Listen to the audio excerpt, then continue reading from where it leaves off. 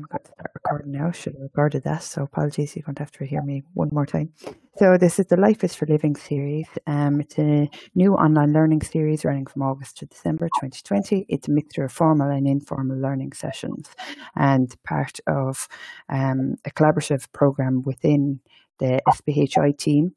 So we have topics from the Respite and Recreation team, the Family Support team, Education and Training, and the Health Development Programme, and all of the other staff who contribute to it. Now, today's topic, we're going to be talking about online wellbeing. It's part of the Sexuality and Relationship webinars, and our speaker today is Ms. Catherine Flynn, who is a family support worker with SBHI. So I'm going to pass you all over to Catherine Flynn, and she's going to take over from here and enjoy your session. And I hope you find it as interesting as it's scheduled to be. Okay, thank you.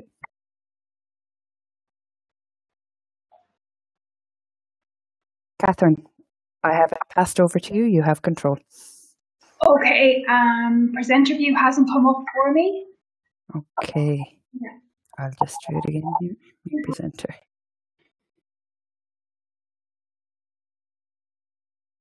Now, is that working for you?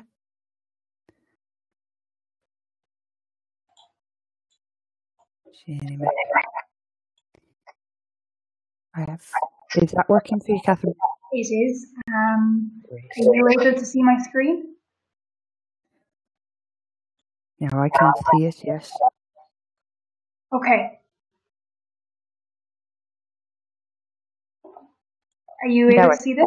Now I can, yeah. Okay, so great. I'm going to mute myself here. Great, thanks, Katie. Okay, thank you, Katie.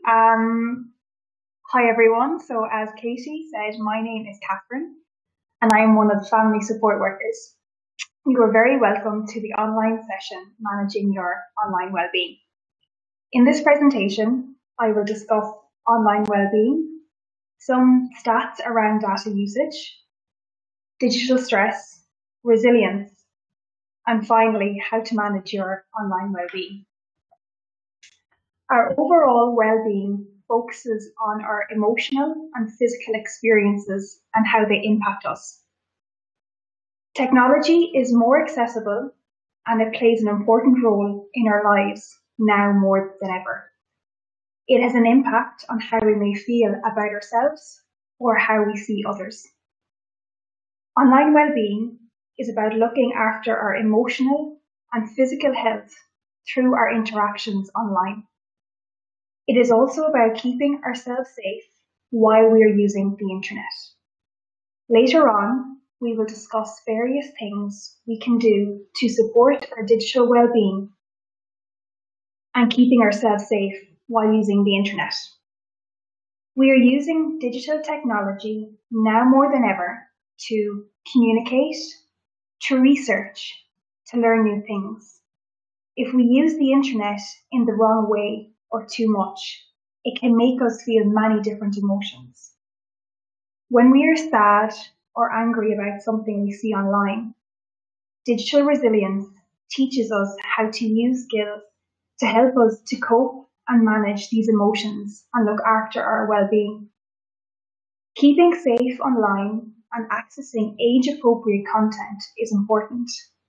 We will discuss tips on managing our online well-being later. But first, let me discuss digital stress with you. Put simply, digital stress is caused by a negative interaction with digital technologies such as emails, text, social media, smartphones, technical applications, and the list goes on. So what is a negative interaction online? A negative interaction might be when someone comments something that is not nice on your post, or sometimes it can be how we feel when we don't get a certain amount of likes on what we have shared.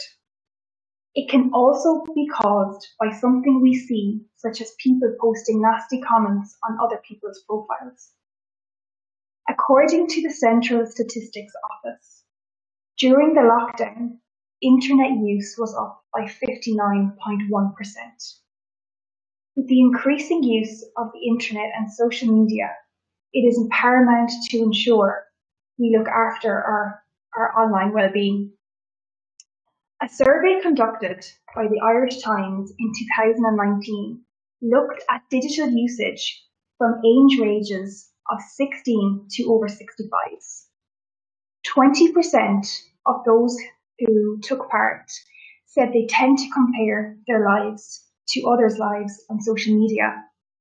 14% said scrolling through social media affects their confidence in a negative way. 27% have used social media to spy on the activities of others, and 33% said they have been economical with the truth on social media sites. They looked at checking social media when participants could not sleep or while away on holidays. 64% of 16 to 24-year-olds admitted checking social media when they couldn't sleep. That percentage decreased with the age, but also remained high for 25 to 34-year-olds at 49%. While the results for checking emails on holiday decreased for the 16 to 34-year-olds, compared to usage when they could not sleep, it increased in the age ranges of 35 to 49, 50 to 64, and 65 plus. 33% of the participants of the survey said social media is a source of anxiety and stress. 47% tried to reduce online social media activity. 29% said they felt pressured to have an opinion or to take a side on topical issues. And 32% said they can't imagine life without social media. The survey found that 9 out of 10 of the participants own a smartphone. 3/4 of them access the internet at least once a day. And on average, Facebook users are now spending 10 hours a week on the social media networking platform, up from 8 hours 2 years ago. What the study also noted was the starking link to mental health issues and low self-esteem, where people compare themselves to others online. On the next slide, I will show you a video, what the internet is doing to our brains.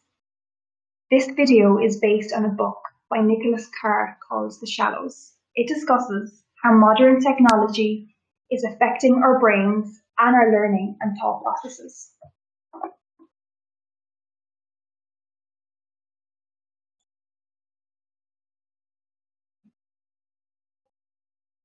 So you're reading an article online when you get an instant message with a link to a funny photo, which of course you have to share. Now you're reading your Facebook news wall, which sends you to a video of a cat attacking a kid, and now you're reading Wikipedia to learn everything you can about the violent behavior of panda bears. And this is what 3 minutes on the internet can be like. We live like this all the time, and it has to have some kind of effect on us.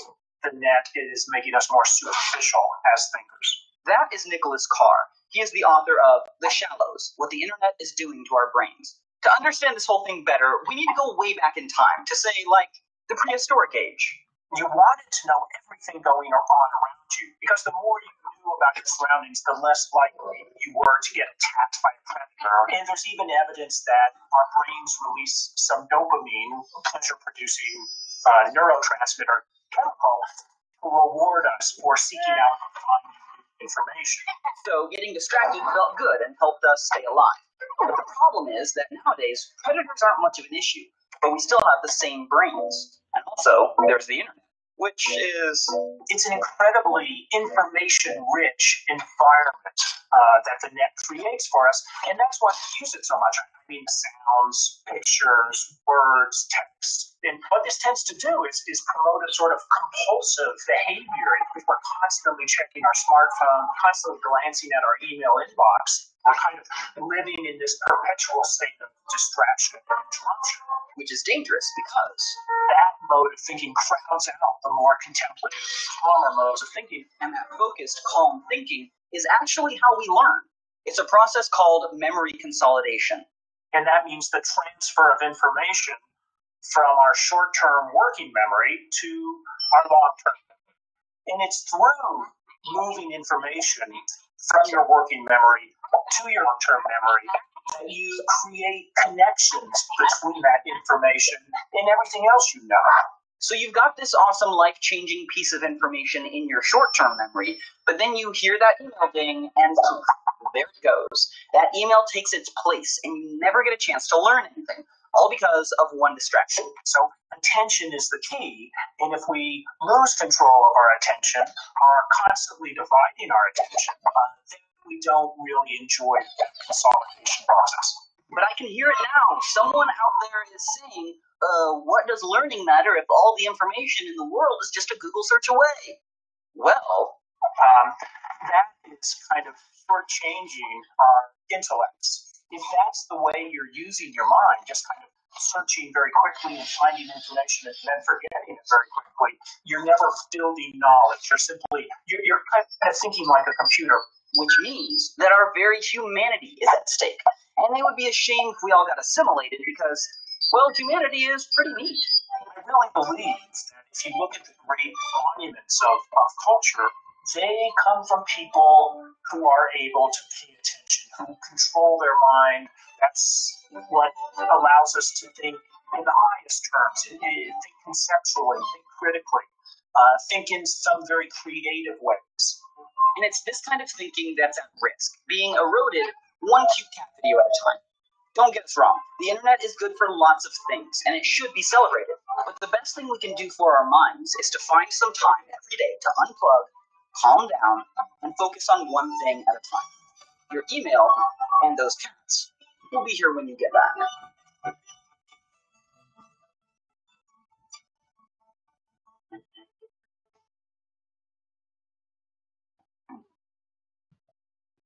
So I hope you liked that video. It definitely gives some food for thought. So we have spoken about digital stress, but how do we recognize it? I find it stressful to go a long time without checking my phone. I have been late to events, school, or work because I have been checking my social media accounts. I thought I heard my phone beep when it didn't. I've missed out on enjoying things as I have been uploading pictures to Instagram or Facebook. I feel like I should only post things that are positive and make me look like I am happy. Do any of these resonate with you? These are all signs of digital stress.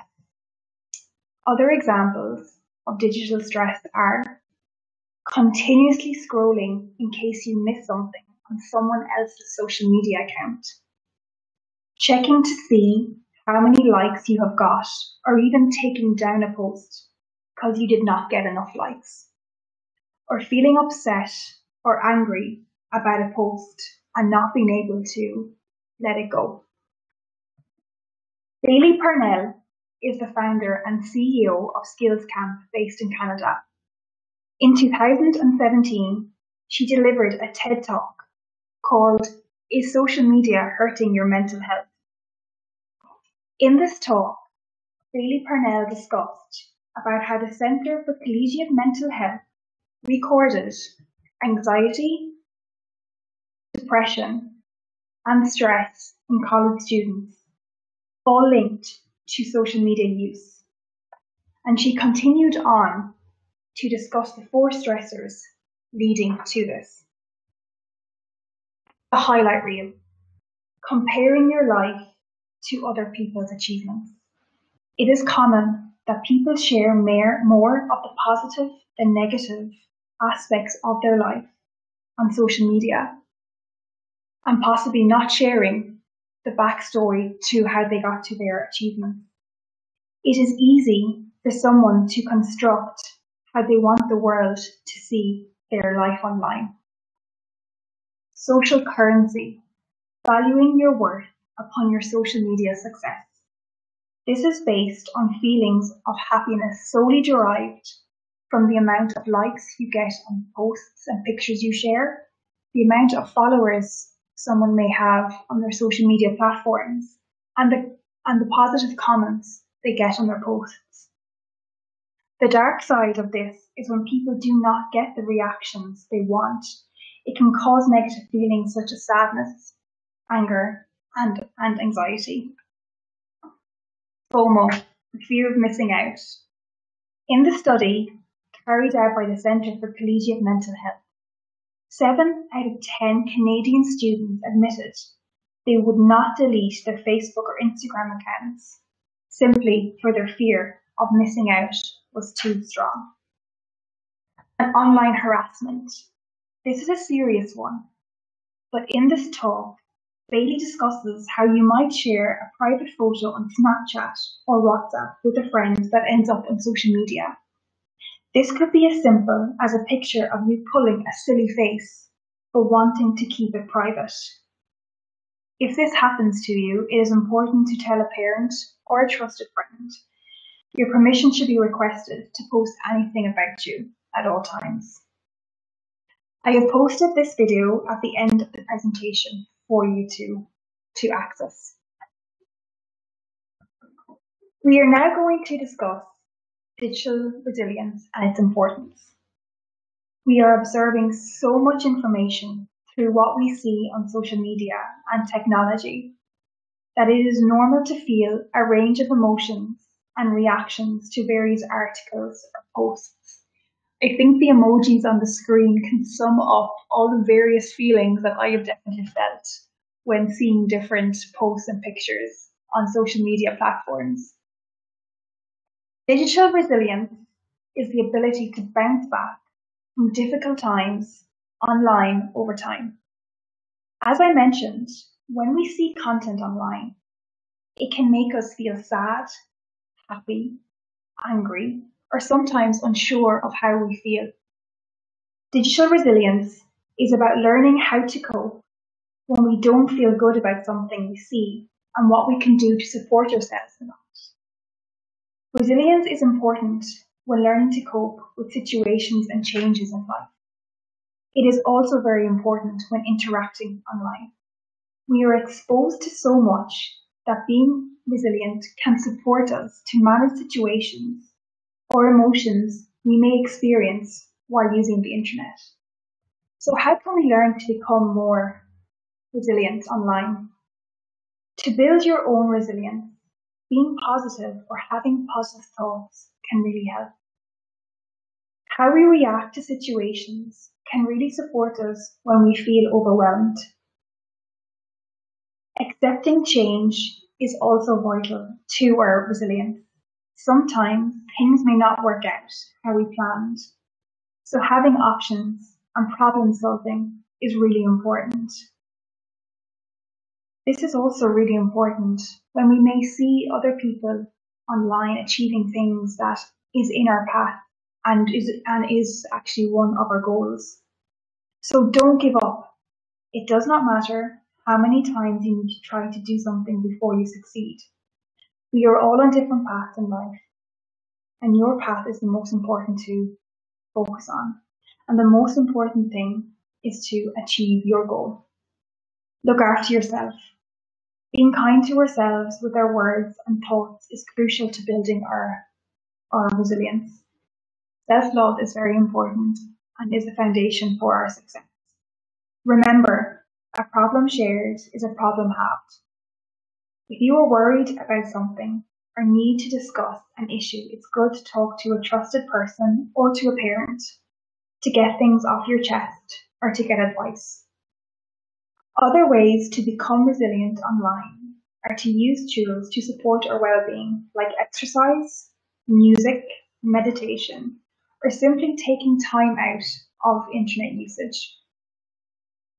There are simple tips we can use to manage our online well-being. Reducing screen time. Turning off your notifications.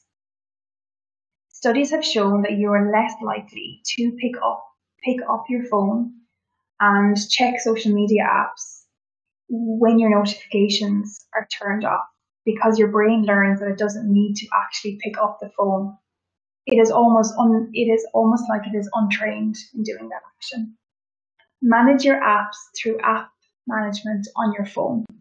Smartphones are amazing today that you can control what apps and at what time and for how long you can manage them for.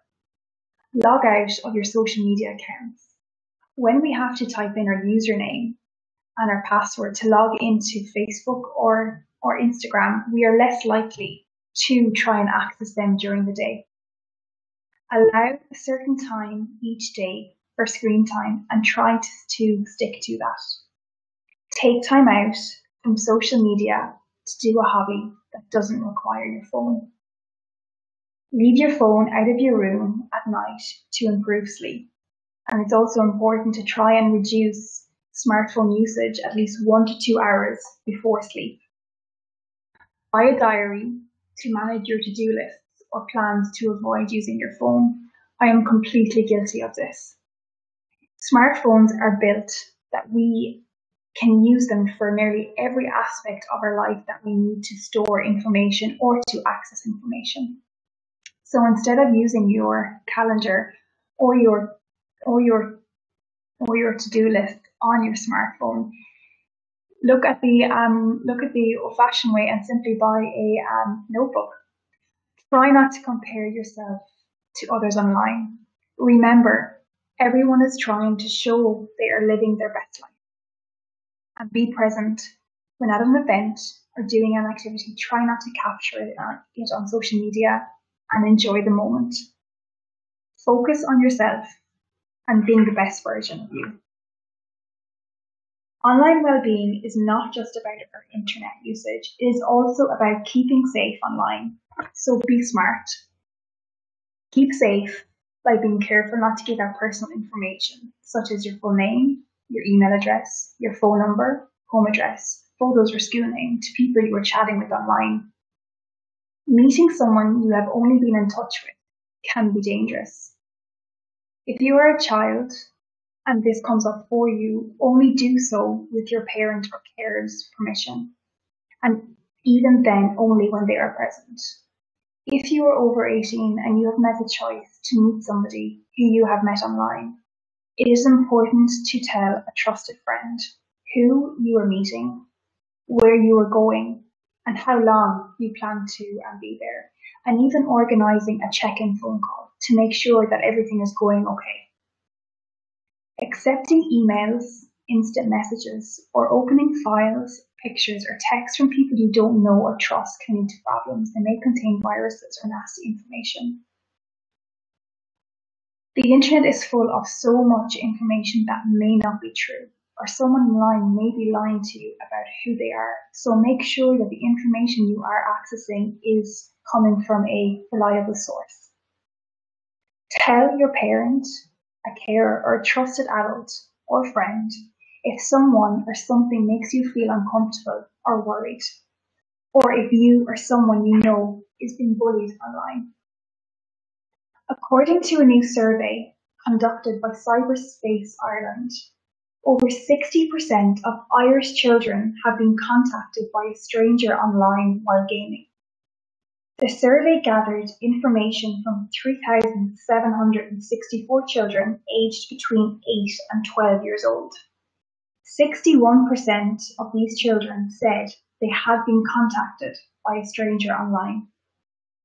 It observed that this experience was reported by 40% of boys and 22% of girls.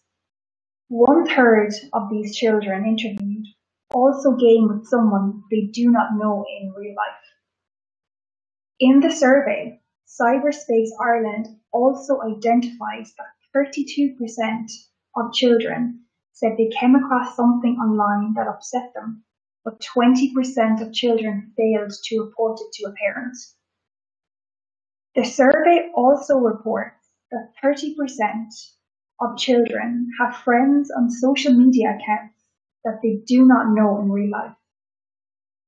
And 65% of the 8 to 12-year-old children interviewed are signed up to social media accounts despite the minimum age restriction set at 13 years old.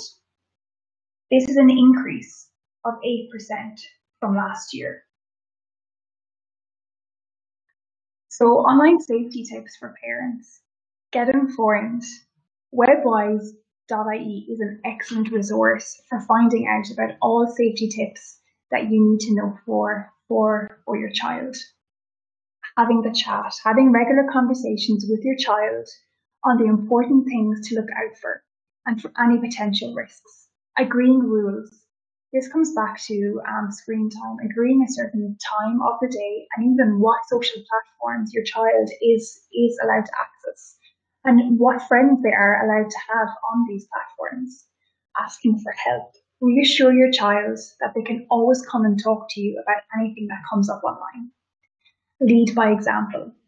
Do as you say. Modeling behavior is the most powerful way you can influence your child's behavior. And join in. The internet is a great resource for children to play.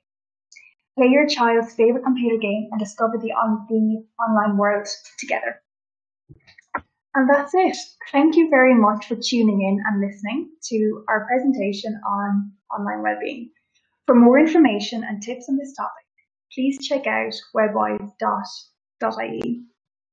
Please be sure to check out Bailey Purnell's talk on how social media is hurting your mental health. I have posted the link below. So thank you. If there is any questions, I am happy to answer.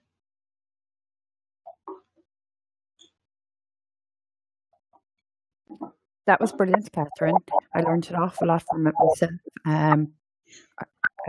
Yes, certainly. I know I'm very guilty of looking at the screen at night time, and I'd be in that category of 35 to 45-year-olds who stay up looking at their screen. Yeah. Yes.